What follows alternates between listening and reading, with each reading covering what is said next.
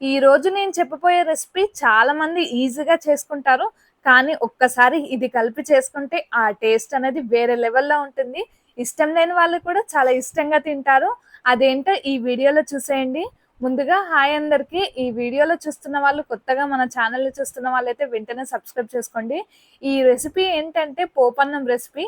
చాలా మంది రెగ్యులర్‌గా పోపన్నం అయితే చేసుకుంటూ ఉంటారు కదా! అలా కాకుండా ఈ విధంగా ఒక్కసారి ట్రై చేయండి. అస్సలు వదిలిపెట్టలేరు. చాలా మంది పోపన్నంలో కారం వేసుకొని, అలా మసాలాలు వేసుకొని చేసుకుంటారు కదా!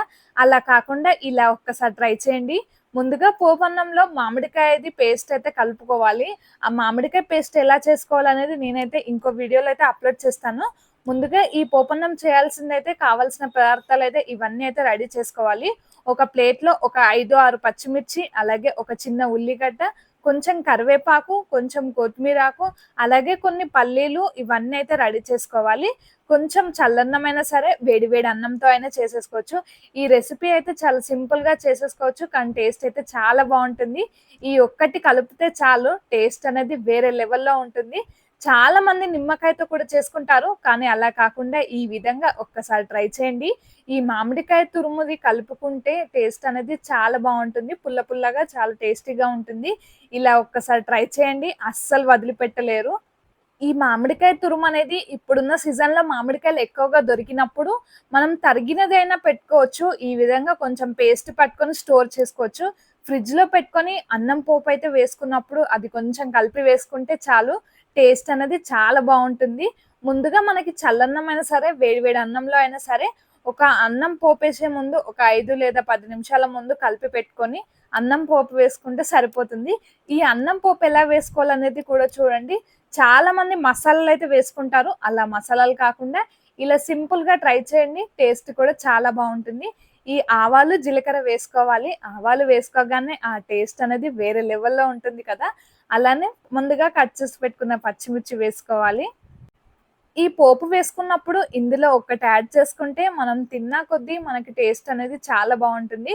ఈ శనగపప్పు వేసుకుంటే పోపులో చాలా టేస్టీగా ఉంటుంది కదా! ఇలా ఒక్కసారి ట్రై చేయండి. ముందుగా ఇక్కడ మనం పచ్చిమిర్చి వేసుకోగానే ఇవన్నీ మంచిగా ఫ్రై చేసుకోవాలి. అలాగే పల్లీలైతే వేసేసుకోవాలి. ఇవన్నీ ఫ్రై చేసుకోవాలి.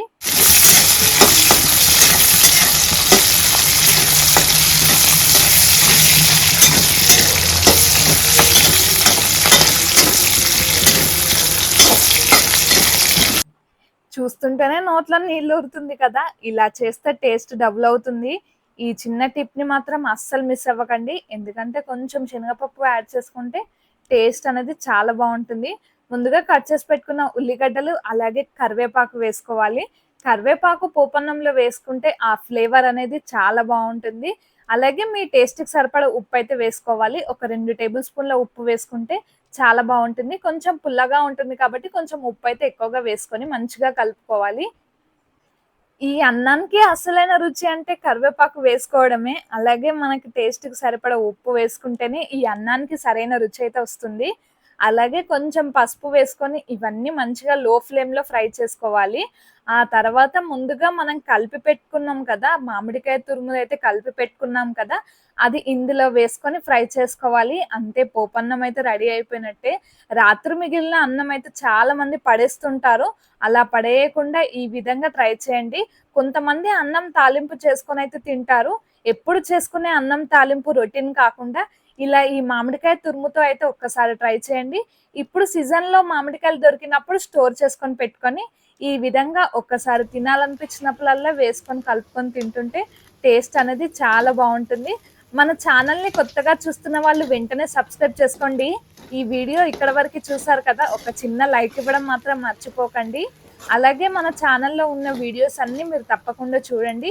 అలాగే ఇక్కడి వరకు చూసారు కదా! మన ఛానల్‌లో నెక్స్ట్ వీడియో కూడా చూడండి.